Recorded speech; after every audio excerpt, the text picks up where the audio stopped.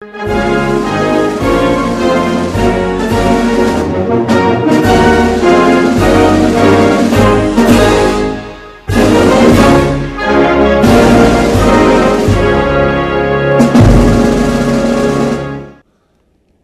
chers compatriotes du Togo et de la diaspora, fidèles cette année à la tradition qui veut que le chef de l'État offre ses vœux à la nation à l'occasion du Nouvel An, je vous présente ce soir ceux que je forme pour le Togo, pour vous-même et ceux qui vous sont chers.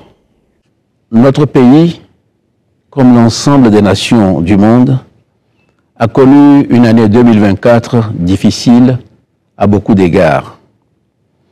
Au cours de l'année écoulée, les conséquences de nombreux conflits ont pesé sur chacun d'entre nous.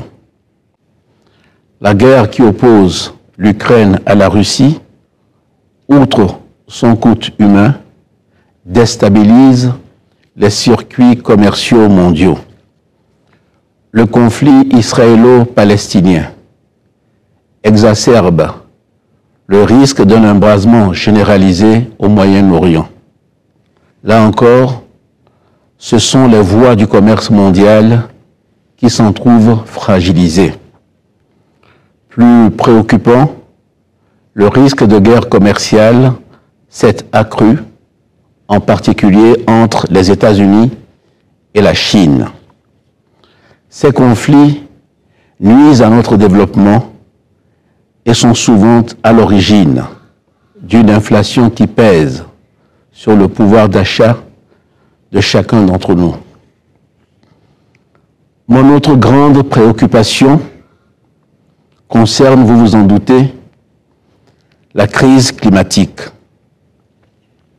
Celle-ci affecte durement notre activité agricole et contribue à accroître l'insécurité alimentaire.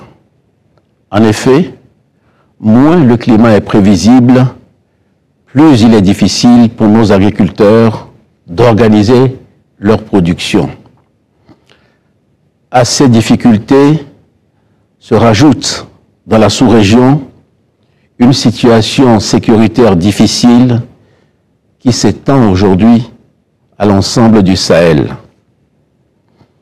Guerre commerciale, crise climatique, conflits sécuritaires. Rien n'indique aujourd'hui que 2025 verra facilement disparaître ces difficultés. Pourtant, malgré ces différentes crises, je veux vous dire ce soir ma conviction que notre pays avance et que nous pouvons ensemble, si nous en avons l'ambition, tracer un chemin plus optimiste pour l'avenir. C'est en ce sens que le gouvernement togolais a pris en 2024 les mesures que la situation imposait. D'abord en faveur des populations rurales. Nous avons poursuivi l'effort pour renforcer la sécurité alimentaire, œuvrer en faveur de la souveraineté alimentaire et permettre à nos vaillants agriculteurs de vivre dignement de leur travail. Au cours de l'année écoulée, le budget de l'État a alloué plus de 10 milliards de francs CFA au profit de 149 000 producteurs agricoles à travers divers mécanismes d'aide à l'agriculture. C'est ainsi aussi que l'État a subventionné l'achat d'engrais à hauteur de 17 milliards 900 millions, déployé 400 tracteurs agricoles et distribué 3 500 kits d'irrigation. Pour aller plus loin, j'ai procédé en 2024 au lancement du programme de construction de 21 ponts modulaires mixtes en acier et béton.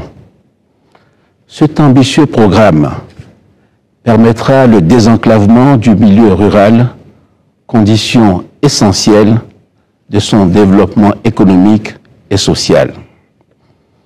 Dans le secteur de l'eau, à travers différentes initiatives, ce sont plus de 350 ouvrages hydrauliques qui ont été réalisés au cours de l'année sur l'ensemble de notre territoire.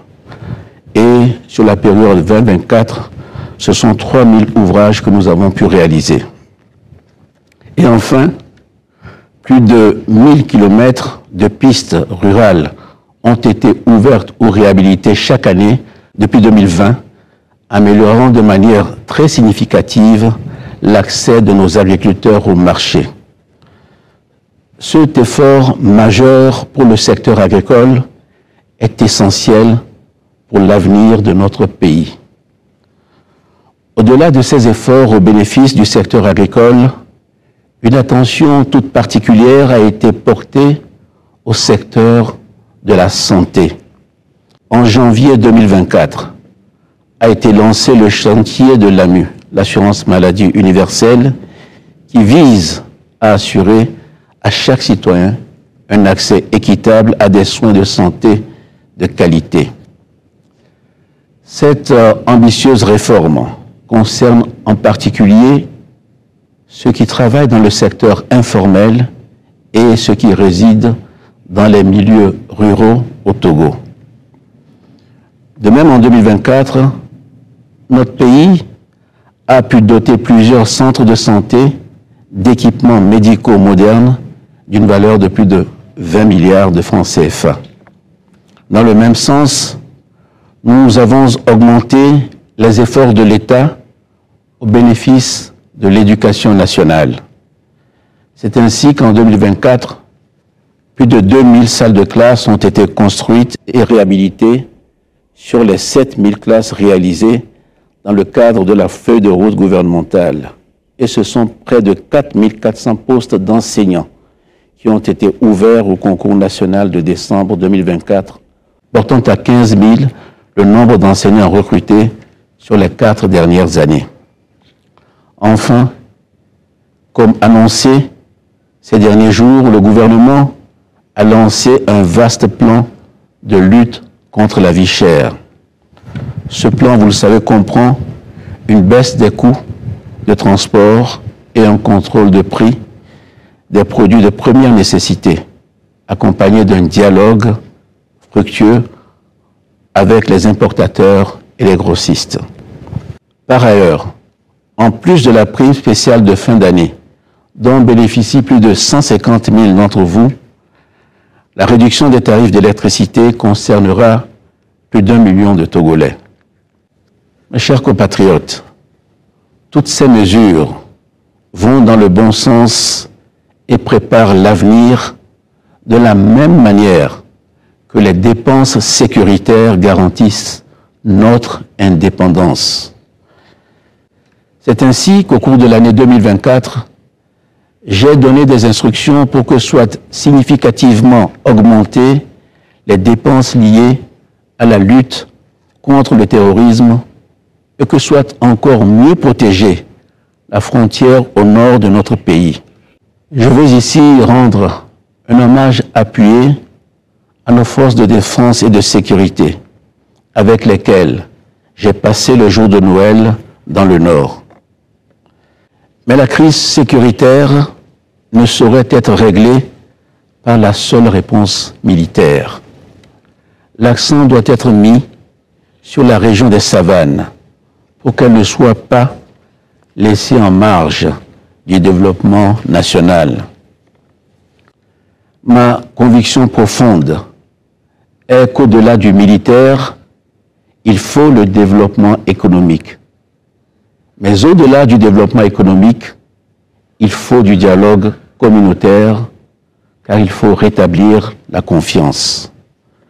L'ensemble de ces actions et de ces initiatives représente un coût significatif pour nos finances publiques. Dans ce contexte, je me réjouis que la communauté internationale ait reconnu la qualité de l'action économique du Togo.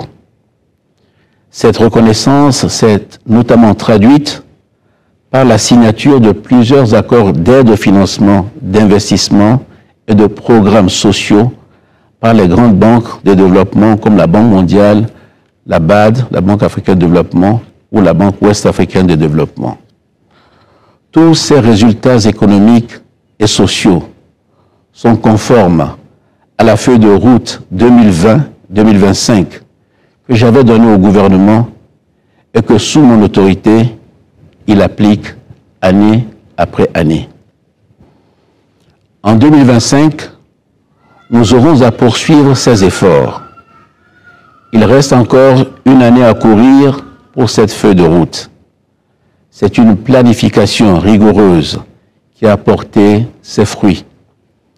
Et bien sûr, tout n'a pas pu être intégralement achevé. Mais la plus grande partie de ce que nous avions programmé a été réalisée. En 2025, j'attacherai une attention vigilante à ce que le plus grand nombre possible d'objectifs soient atteints. C'est le cas notamment en matière d'énergie et d'industrie. C'est le cas aussi dans le domaine social, où nous devons redoubler d'efforts pour la santé et l'éducation.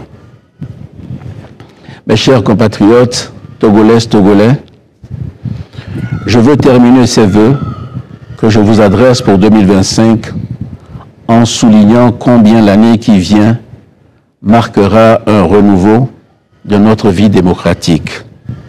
En février prochain, un Sénat sera mis en place et dans les mois qui suivent, la réforme constitutionnelle votée en 2024 entrera en vigueur. Le Togo deviendra alors une véritable démocratie parlementaire, comme c'est le cas dans plusieurs grands pays, notamment l'Inde, l'île Maurice, le Royaume-Uni ou l'Allemagne par exemple. Je me réjouis de cette évolution qui permettra au peuple togolais d'être mieux représenté et contribuera donc efficacement à la préparation de l'avenir du pays. Mes chers compatriotes, Togolaises, Togolais, je suis conscient que nous ne pouvons pas à nous seuls changer la donne climatique, comme nous ne pouvons pas à nous seuls résoudre les conflits proches ou lointains. Mais nous devons agir pour contribuer à la solution de ces crises, comme nous devons aussi agir pour protéger notre patrie des conséquences qu'elles peuvent avoir sur nous. Nous devons même aller plus loin et saisir les opportunités qu'elle offre pour préparer un avenir meilleur. C'est par ces réalisations que s'exprime pour chacun d'entre nous la fierté d'être Togolais. Faisons en sorte, ensemble, qu'en 2025, cette fierté soit renouvelée. Bonne année à tous et que Dieu bénisse notre cher pays, le Togo.